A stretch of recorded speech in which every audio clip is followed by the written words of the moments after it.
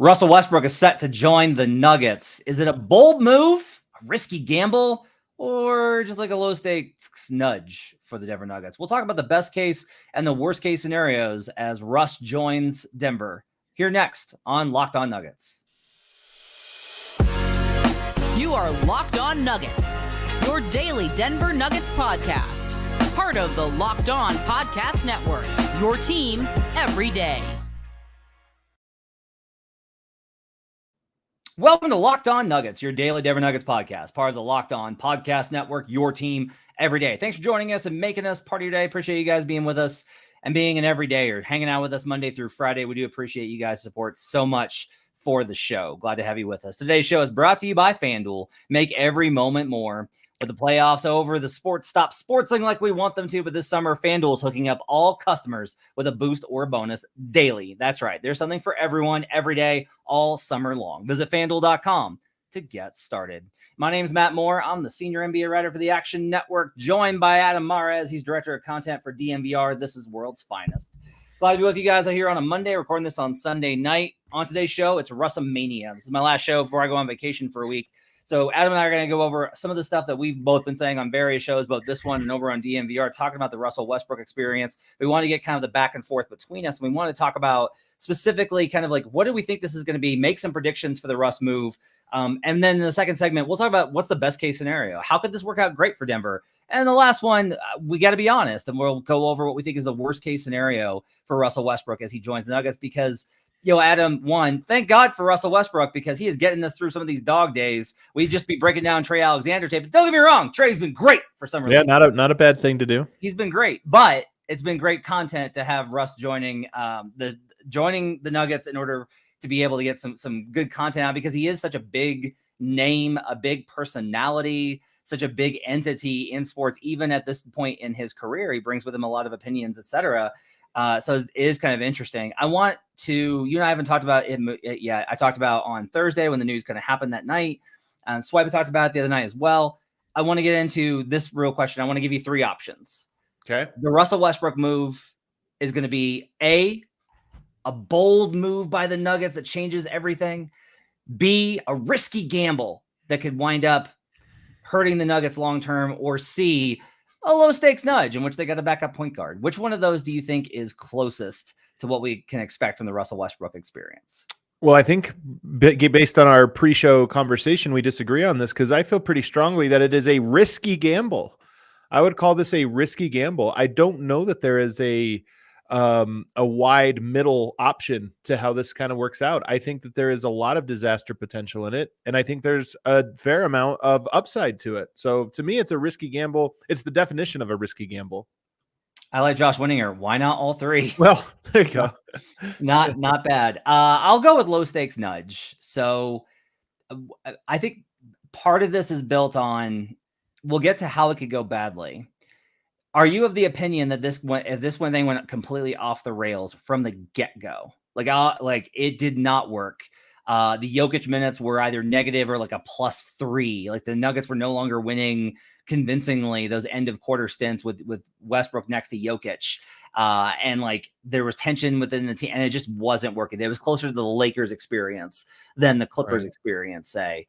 Do you feel like the Nuggets would still feel convinced that they have to make it work and that they would keep him? Or do you think they would just move on from him if it didn't work out in the interim? I was thinking that there is a world where it could be like the Isaiah Thomas experiment, which sort of happened for 10 games. It wasn't even 10 games. It was like 6 games or something, and it didn't work out, and the team moved on, and you almost forgot that it happened. I mean, that's how quickly the Isaiah Thomas thing came and went, and Michael Malone handled that well. Isaiah Thomas, another kind of big personality that a lot of people were looking up to.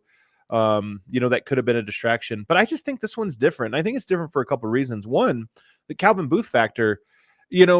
Whoever is most responsible for Westbrook moving, coming here, and to whatever extent Calvin has succeeded or failed, I do feel like if Westbrook is the big point guard signing, and by the way, they need a backup point guard, if he is the guy that comes in and 10, 15 games into the season, it's like a disaster and it's not working, I feel like he'll wear it. It'll be a thing where it's like, well, that was his plan, and now here we are, and we're not even in December, and that plan has backfired.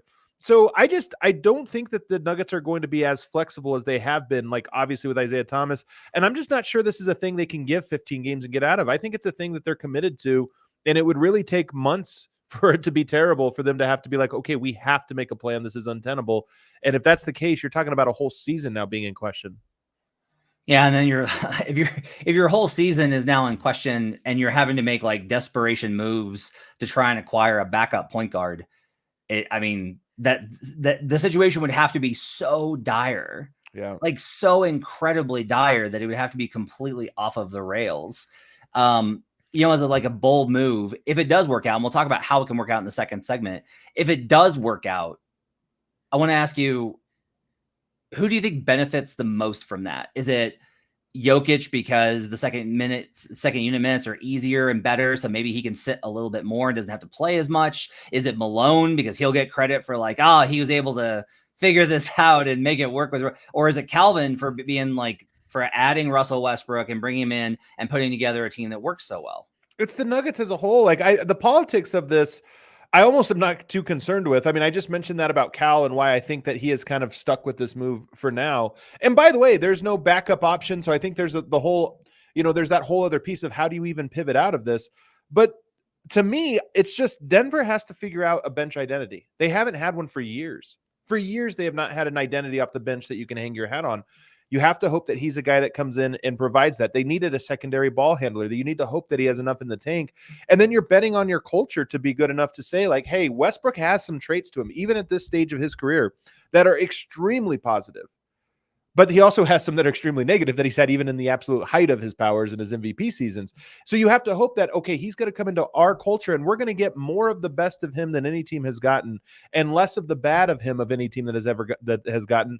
And it's going to give that bench unit an identity. And if those things do hit, then the team succeeds off of that. Jamal Murray succeeds off of that. Jokic succeeds off of that. Malone, Calvin, everybody thrives off of that. How do you think that the initial crowd reaction is going to be for Russ? Like that first extremely positive. That first night when he checks in the first home game, what do you think that sounds like? I think it's one of the things that might actually be difficult about this season for Michael Malone is Denver is a town that likes the superstars. Like with Westbrook is going to be a top 3 most popular Nugget on day one. Like they cheered for him when he played for Oklahoma City, when he eliminated Denver 6 years ago at Ball Arena. I think he is going to be wildly loved and received extremely well on day one. What do you think? I think he'll be beloved. I think everyone, because this town loves a name. Yeah, that's what I'm saying. Denver is a town that will and like, I don't know that this town, maybe it's everywhere, right? Like maybe I think it's most places. Maybe if he's some of the Bucks, it would be like a huge raucous ovation. But I do think that it's going to be, I think that Denver likes it when the games feel like a big deal. Right. Yeah. And Russ kind of increases the level that being a big deal. Now they do have the 3-time MVP. So, I mean, he's obviously more popular and more famous, but I think Westbrook is going to be beloved and I think people are going to be hopeful for it. But here, just to get back to the risky gamble part, because I think it's such an interesting question. One other reason that it's a risky gamble, Matt, is that the vibes aren't great right now with the Nuggets. I don't think they're terrible. I think you can overstate it, but I do think that last year ended on this note of, like, it was confusing for the team. I think the team felt weird about it. Michael Malone has talked about trying to get away from guys. Everybody has to get away. So you already have this sense of like something's missing from the group and you're inserting Westbrook. Now, maybe he fills that void and it's positive, but you are adding volatility to a volatile situation already. And so that's why I think that it's more of a risky gamble. Is maybe a year ago, oh man, an experiment failed. Yeah, we're coming off a championship. We're confident. We all love each other, this or that. Now I just feel like there's a little bit more of a, what direction are we going? Who are we? I have struggled several times this offseason with just trying to reconcile how things felt not even a year ago, like after game 1 of the Lakers opening night game. And how, I don't think you have to go that far back. I know, but it's like just how confident and like, oh yeah, everything's right back. The chemistry's right there. Everything's great. Yeah. And then to be here now where I don't think it's bad. I just think everybody's kind of like, why does it feel so uncertain? Like, this is weird. Like, yeah, right. I agree with you. Up next, though, we'll put on the optimism hat and we will get into Optimism Monday. And we'll talk a little bit about what's the best case scenario for Russell Westbrook with the Denver Nuggets. We'll talk about that next here on Locked On Nuggets. Lots of stuff still.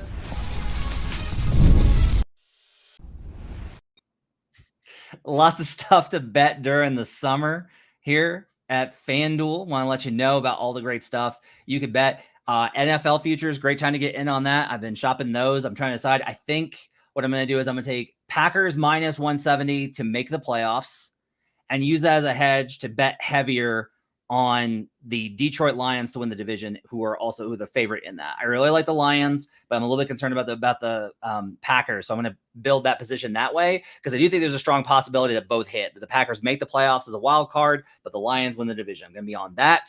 Excited to get into all of those kind of things. As I go on vacation, a lot of what I'm going to do is just read football magazines because I've been doing that since I was a kid. I love doing that. You can bet so many things at FanDuel. This summer, FanDuel is hooking up all customers with a boost or a bonus daily. That's right. There's something for everyone every day, all summer long. Head on over to FanDuel.com and start making the most out of your summer. FanDuel, official sports betting partner of Major League Baseball. We'll be right back on Locked On Nuggets.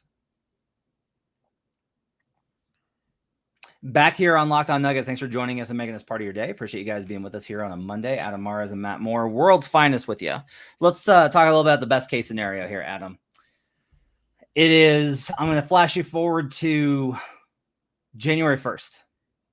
And you and I are doing a show about how much of a wild success the Russell Westbrook edition has been. What does that look like to you? I think first and foremost, it is the energy that he brings to the team. And I just think the Nuggets, we're not so far removed, Matt, from when we talked about this being the quietest locker room in the NBA. Richard Jefferson talking about that, wondering where leadership is, wondering just the night to night. They're up and down. They could beat the best team, then they lose to the worst team. Like, what is this team? I think one of the things I'm most excited about Russ is he just plays with energy. He lives with energy. He practices with energy. He works out with energy. He pushes people. Everyone seems to love him, so he has this ability to push people without pissing them off, it seems, so far, knock on wood. So I think number one is that he injects some life into the team in a way that's like fresh. I mean, whenever you add veteran players, we remember Jokic after they won the title, one of the things he said was, what really felt good was winning this for Jeff and for Ish and for those guys. There could be a similar thing where Westbrook ties the team together in a way that I think they kind of need. And that there's this rallying around him of like, hey, we know we're good enough to do this. He's pushing us, but also we want to reward him and let him experience what we experienced 2 years ago. That would be, to me, the number one line I would talk about. He brought a vibe to the team that is special, like it was 2 years ago. Yeah, I mean, we're talking about Russ as in like, is this going to be a disaster? Can Russ help like stabilize what seems to be like a sinking ship and all these types of things? But there is like the other side of this, which is like, God, can you imagine if Russell Westbrook wins a title with the Denver Nuggets and what that does? It'd be a great story. Like that, like the shift for his legacy would be absolutely incredible, even as a bench player. Like it would be not dissimilar to like Gary Payton back in 2006 with the Heat. I gotta like update all my references. But even more so because there are guys that it's like, oh, we all knew you could win a title at the end of your career doing this because you're such a great player. But he's a guy specifically that I think people think can't win a championship as the sixth man. You can't win with him. You can't win with him. So if he actually did it as a bench player, in some ways, it would actually be very special, I think. Yeah, I think the idea of him igniting the team and being that guy that is the loud one, which they've kind of like, we've talked about this for, it feels like forever, about how much they've needed somebody to be like, this is a quiet group. How many times have we talked about that on these shows? To have somebody who gets in Jamal's face and pushes him, and Jamal's like, I really benefited from how Russ pushed me. Right. You know, Russ made me better. And how like Jokic being like, there was nobody I on the team I love playing with more than him this year. Right. And like, just like, I loved being, you know, the energy that he brought every single game, guys really crediting him, that kind of and stuff. Maybe pushing Jokic too. Like, it's not just a Murray equation. There is something too, like maybe it's a teammate Jokic's never had before of that ilk, you know, somebody really in his, I remember Will Barton used to say this. He's like, I have to tell him all the time, you're better than him, man. Go at him. Like, this is way back in the day. But you can imagine Westbrook with a similar energy now, even at another level. Like, hey, man, those guys, I was on Anthony Davis's team. I know you beat him, but he still thinks he's better. Like, you know, hyping him up, pushing him to be even better and even tougher and even more intense. Yeah, and I think Malone is a really interesting case here because, like, I do think that there's a lot of risk there that we'll talk about in the last segment. But Malone is a psychopathic competitor. and Russ is a psychopathic competitor. And if they're able to get on the same frequency, that can be really awesome. Like that can be like a really good combo of like trust and defense, and like with Malone sticking up for him and earning his trust and those kind of things. Like I think that can really work. And I think that if Russ is I don't know how likely this is, and I think it's the biggest question. If Russ is actually able to mold his game a little bit around, especially in the Jokic minutes, because he makes it easier for everybody, and non-Jokic minutes, it's hard to adapt your game because you're just trying to fill in gaps. But if he's able to adapt his game in those minutes where he's on the floor with Nikola, it's going to show a side of him that most people don't recognize and don't believe that he has. Right. And that would be like an incredible story. It's an opportunity for Westbrook to prove like, look, I set things on my terms and did it my way when it was the best thing for us to try and win and compete. Right. But that's not where this team is, and that's not who I am on this team. And I'm willing to do whatever it takes to win. Like I've said this about MPJ and Aaron and Jamal and all of those guys on the title team, which is like, you got to prove it. You got to say like, hey, I'm willing to sacrifice if it means winning a title. Those guys all proved they were willing to sacrifice to win a title. Yeah. And now like Russ gets to do that, which honestly, and you could say like, well, Russ has been on good teams.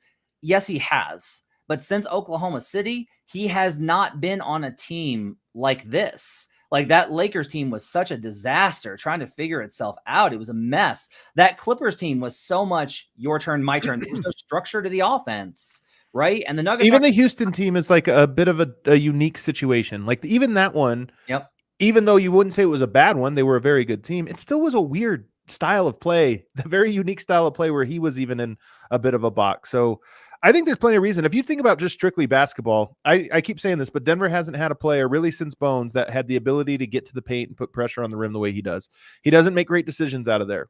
This is why we'll get to that in the next spot. He's a bad decision maker. He's a bad shot taker. He does a lot of that. But the ability to break down the defense in the way that he does is different than Jamal, different than anybody else. And there's a chance that it's like, hey, Denver has another punch now that is hard. It's hard as a defense to scheme for everything. So you scheme for, okay, Denver's very good in the pick and roll, and they got this spacing or what have you. But when you have another punch of like, yeah, but they also have this downhill guy that just is like super fast, that gives a whole different thing you have to calculate as a defense. And again, best case scenario is that it works in harmony. I looked up the numbers on this, and I think that they're interesting. And plus minus is a messy metric, and it's okay to take it with a grain of salt and understand it in context. But I thought this one was really interesting. Since he left the Thunder, there have been teams where his team has lost his minutes with him on the floor, and there's been teams where they've been better with him on the bench. What you haven't seen is both. It hasn't been like they're a negative when he's on the floor, and they're better when and they're a plus when he's on the bench. That hasn't happened in most of the teams, actually. And this is going to surprise, I think, a lot of folks. They've been better with him on the floor than they have been with him on the bench. That to me does show a level of impact there that is still present with what he brings to the table. It's just that his bad games are so bad and so loud, and the gaps in his game are so big that it can be, I think, really disruptive. Well, and one other thing, like, would it be a success, Matt, if Westbrook was phenomenal for the Nuggets? Or actually, I shouldn't say phenomenal, was very good for the Nuggets, and that their bench was the best they've had in 4 or 5 years, maybe in the Jokic era. But in the playoffs, he was unplayable because of how easy he is to scheme for in a playoff setting, and you just don't have to guard him. Would that be a success? He helps you get to the 1 or 2 seed. He helps you get rested, and you're ready for the playoffs. But come playoffs, you get through round 1, and it's like, man, this guy is an anchor. Yes, because the whole idea is the starters are good enough to win if they hadn't had to push so hard in the regular season. You just needed innings eaters. I think this is right too. You just needed somebody to be able to lift the team up when Jamal has to miss time, and to give them a little bit more cushion so that Nicola's not playing. Nicola and Aaron and MPJ and Jamal, honestly, are playing as many minutes as they had to last season. You just don't want them to have to play the most minutes of any starting unit and play all these games. You just want him to raise the floor a little bit, so they can be in better position to be the best starting 5 in basketball, whoever starts at 2 in the playoffs. This is why how you view this entire offseason really comes down to how you view this season. And my view is, I mean, I don't know with the Celtics because they played such great basketball that I don't want to take anything away from them, even with a hypothetical. But in my opinion, the Nuggets were the best team in the West this year. If they were rested, I think we would have all agreed, like they would have won it, and I think it would have been pretty comfortable that they would have made it to the finals. but they weren't healthy. They weren't rested. They were out of gas. So now it looks at it. If you think last year's team, like I do, was good enough to do that, they just needed to be rested, then yes, Westbrook just getting them there rested would be doing his job. Now that does put everybody in a tough spot to say like, okay, you helped us get here. We got to a game or two of the playoffs and it's not working out. Now you're out the rotation. That presents its own difficulty for a coach. But nonetheless, I think it's one of the likelier scenarios is that Westbrook is a good, solid help to them in the regular season, and in the playoffs creates a whole set of questions that they hadn't had to face before. All right, we've given a lot of optimism how this could work out, how great of a story it would be, but the criticisms of Russell Westbrook are real, and they're valid, and they're concerning. So we'll talk about what the worst case scenario for adding Russell Westbrook to the Nuggets could be up next here on Locked On Nuggets. Passion, drive, and patience, the formula for winning championships, is also what keeps your ride or die alive. eBay Motors has everything you need to maintain your vehicle and level it up to peak performance. Superchargers, roof racks, exhaust kits, LED headlights, and more. Whether you're into speed, power, or style, eBay Motors has you covered. With over 122 million parts for your number one ride or die, you'll always find exactly what you're looking for. And with eBay Guaranteed Fit, your parts guaranteed to fit your ride every time or your money back. Because with eBay Motors, you're burning rubber, not cash. With all the parts you need at the prices you want, it's easy to make your car the MVP and bring home huge wins. Keep your ride or die alive at ebaymotors.com. Eligible items only. Exclusions apply. eBay Guaranteed Fit only available to U.S. customers. We'll be right back on Locked On Nuggets. Back here on Locked On Nuggets, final segment with Adam Mares, world's finest, with me, Matt Moore. Thanks for joining us. Appreciate you guys hanging out with us. Give us a 5-star review. Give us a like. Go on over to youtube.com/LockedOnNuggets. Subscribe. Hit us up with that subscribe and that like button. And make sure to let us know in the comments what you think the best outcome and worst outcome for Russell Westbrook with the Nuggets this season could be. All right, Adam. So I want to, we did the positive, and I've tried not to be Mr. Negative and Mr. Pessimistic. I've tried to be pretty like, hey, it's like a Bruce Brown replacement, and it can be really good. And I like that take, by the way, that it's not a KCP replacement and it's not a Reggie Jackson replacement. It's a Bruce replacement. I think that's Brown replacement, and that to me is like a pretty good comp there.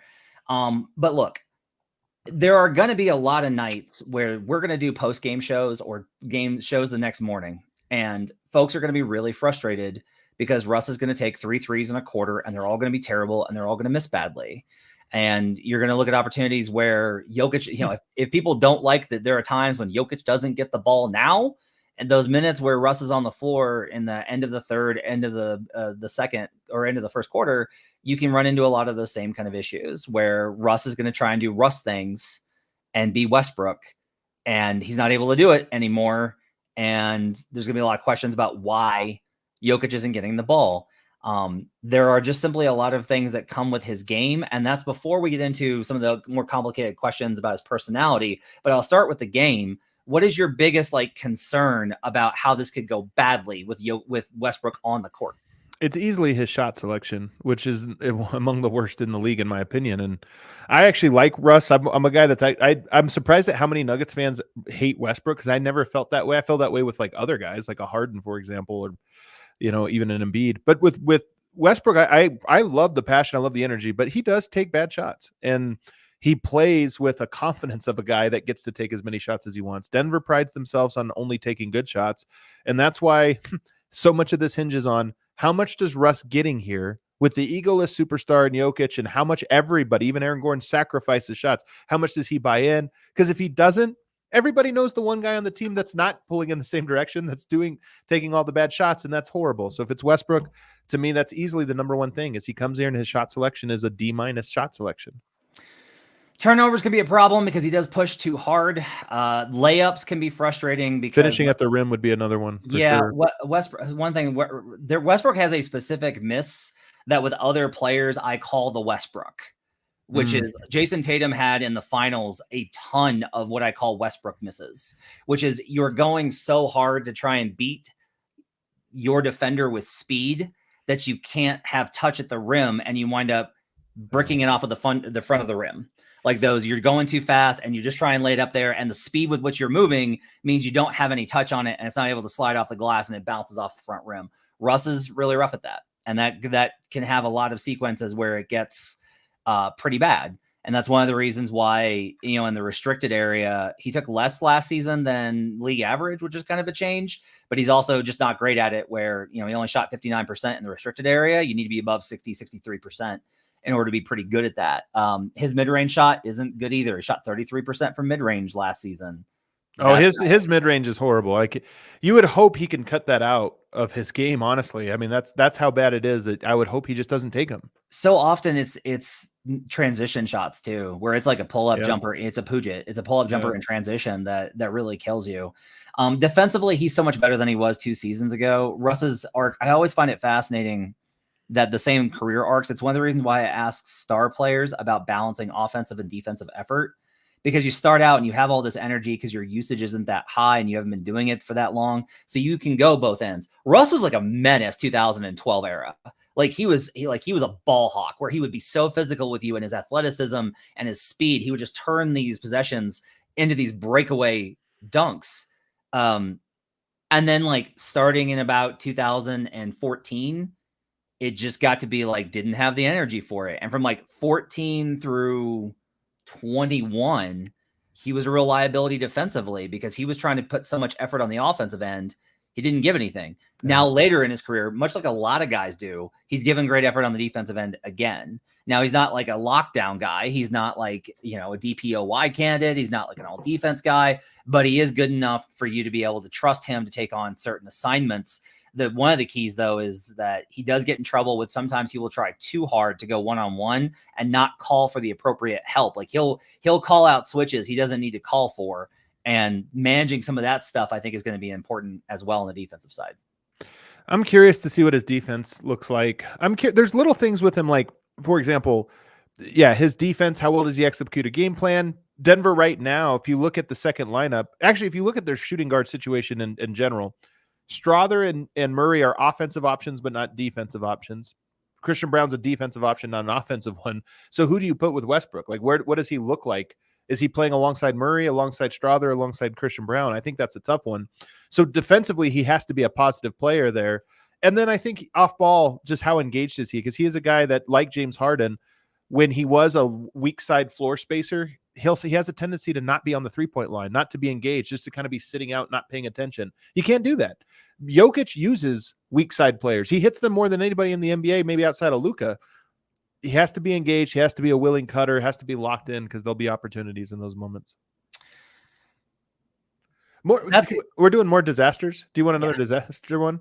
Yeah. I mean, one of them here is we keep talking about him pushing the team and pushing, guys. It's possible he rubs guys the wrong way too.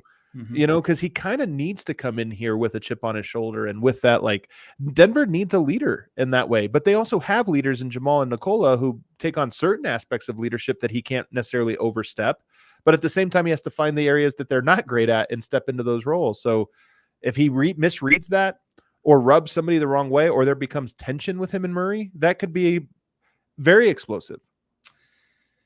I want to be very clear with this comparison. Okay, Jamal Murray won a championship. Jamal Murray averaged 30 points on 50, 40, 90 versus the Lakers in the Western Conference Finals. Okay, he had a 30-point triple-double in the NBA Finals. Jamal is certified, okay? And all of the criticism that we've lobbed is because we believe that he has more to give, right? If it was just like, Jamal is who he is, you can't really blame a guy for that. He can be overpaid like Tobias Harris, but we don't think Jamal Murray is Tobias Harris. Also, he shouldn't be overpaid. Like, he's worth that money. Like his best is by far. Exactly.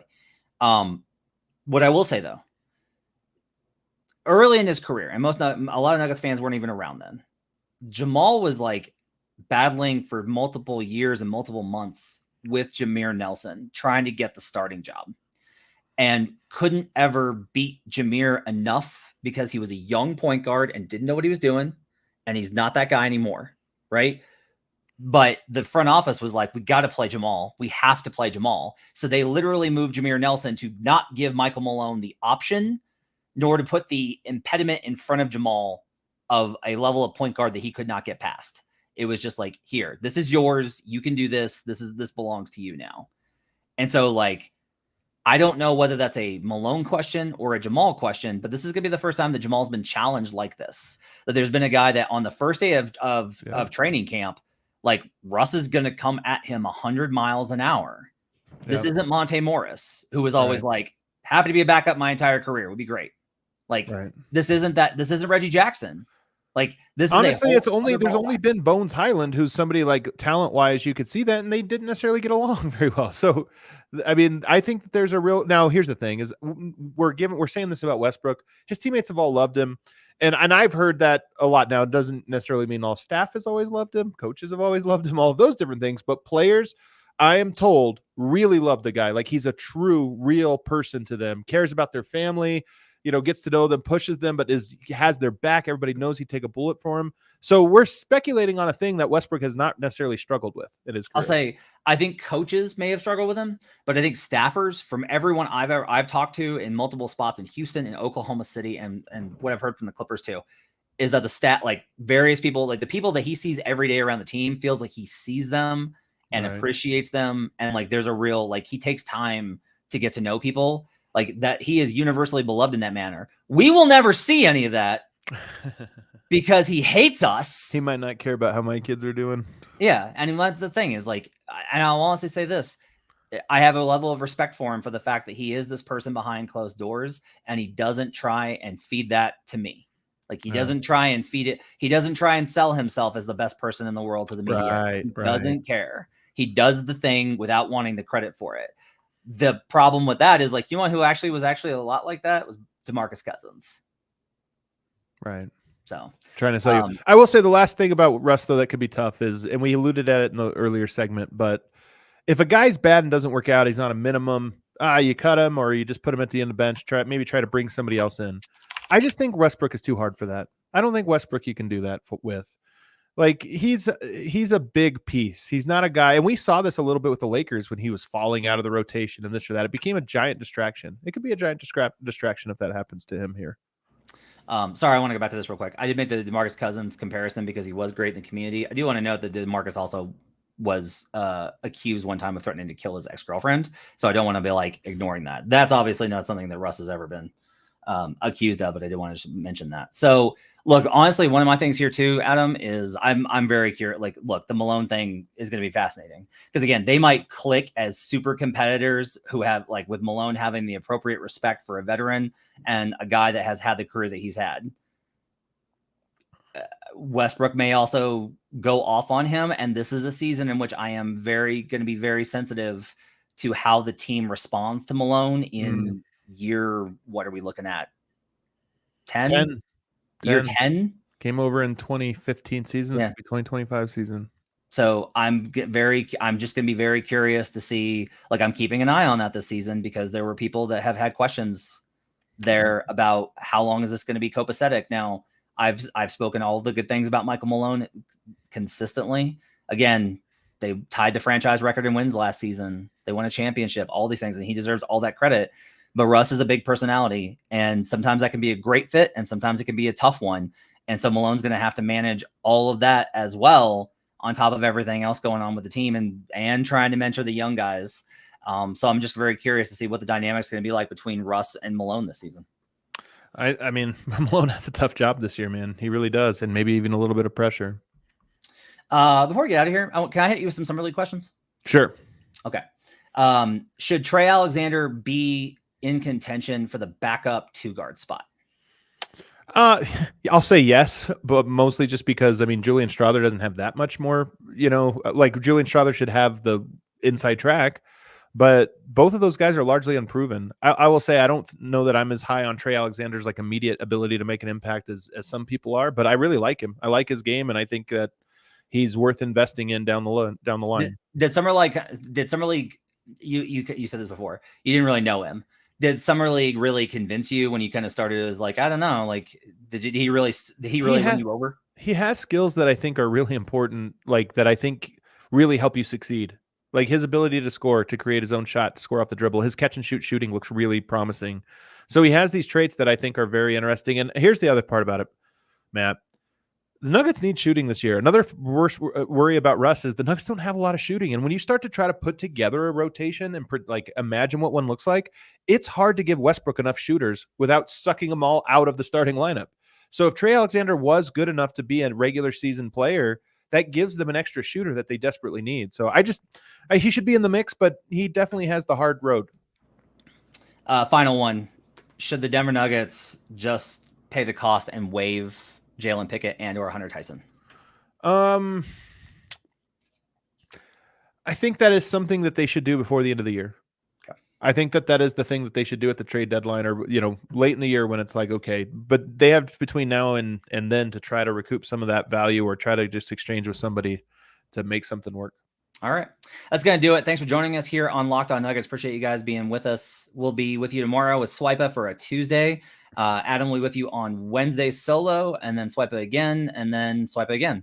And then Adam and I'll be back next Sunday. I'll be back on Serbia, USA, by the way, on Sunday night.